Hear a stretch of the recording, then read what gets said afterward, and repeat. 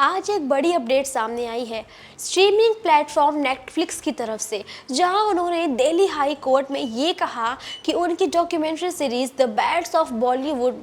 जो एनसीबी के former zonal director Sameer Wankhede के खिलाफ कोई भी बैड नीयत या बोलते ना चीज़ें नहीं रखी हैं जिससे उनके बारे में कुछ गलत इमेज पोर्ट्रे हो सके। और जो कंटेंट दिखाया गया वो सिर्फ पब्लिक डोमेन की इंफॉर्मेशन और इन्वेस्टिगेशन के दौरान सामने आई, जो डिटेल्स आई पर बेस्ड है, इसीलिए क्योंकि नेटफ्लिक्स का मानना है कि उनकी सीरीज़ का जो मकसद किसी व्यक्ति की इमेज को ख़राब करना नहीं था, बिल्कुल भी ऐसा इंटेंशन उनका नहीं था, बल्कि एक इन्वेस्टिगेशन जो थी वो स्टोरी लाइन के थ्रू बॉलीवुड के अराउंड होने वाले कंट्रोवर्सीज़ को समझाना और एक तरह से ना कहा जाए तो समझाना भी है और समझा भी है, और व्यूवर्स को एक तरह से फैक्चुअल नरेटिव भी देना था कि भाई फैक्ट क्या है, क्या होता है, अप्स एंड डाउन्स क्या होता है, वो समझाना था, ना कि किसी की इमेज को ख़राब करना था। कोर्ट में नेटफ्लिक्स के लॉयर्स ने ये भी कहा कि उनकी तरफ से कोई पर्सनल अटैक नहीं किया गया है और ना ही उनके पास कोई ऐसा एजेंडा है जिससे वानखेड़े को टारगेट किया जा सके। उनका कहना है कि सीरीज़ का जो टोन है वो एकदम न्यूट्रल है और पब्लिक इंटरेस्ट के पॉइंट ऑफ व्यू से बनाई गई है, जबकि वानखेड़े ने अभी पिटीशन में ये क्लेम किया था कि उनकी इमेज को इंटेंशनली डैमेज किया जा रहा है, खासकर आर्यन खान केस के कॉन्टेक्स्ट में, जिसे लेकर पूरे देश में उन्हें एक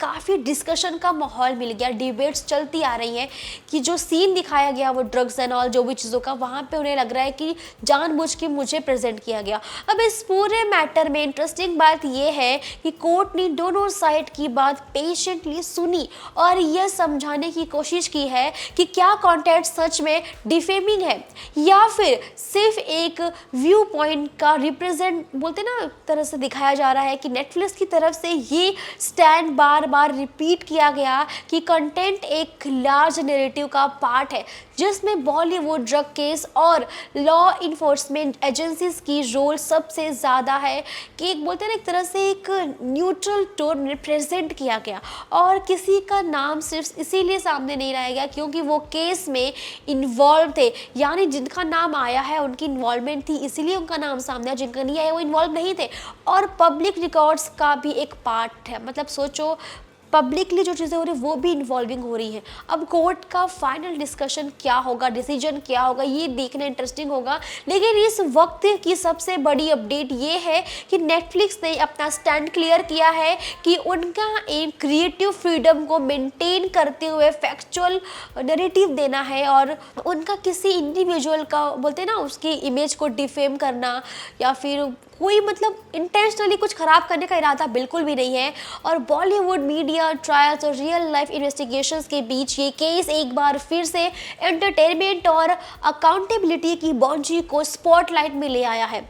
और आगे क्या होता है सबकी नज़र उस पर ही टिकी हुई है, क्योंकि जिस तरह से इंसान एक अकेला इंसान क्लेम किया जा रहा है और उसके अपोजिट में नेटफ्लिक्स की ओनर्स है, लॉयर्स है, आर्यन खान, शाहरुख खान है और सब कुछ है, वो बंदा अकेला है और उसको फील हो रहा है कि मेरे बारे में गलत चीज़ें पोर्ट्रे की गई हैं। वो क्लेम किया जा रहा है। अब इस बात पर डिबेट बढ़ती जा रही है, जहाँ पर चीज़ें और भी सामने आ रही हैं। उनका कहना है नेटफ्लिक्स सीरीज़ के लॉयर्स का कि भाई हमने सिर्फ एंटरटेनमेंट का फोकस किया है, सिर्फ हमने यही सोचा है कि व्यू पॉइंट बदल के दिखाया गया है।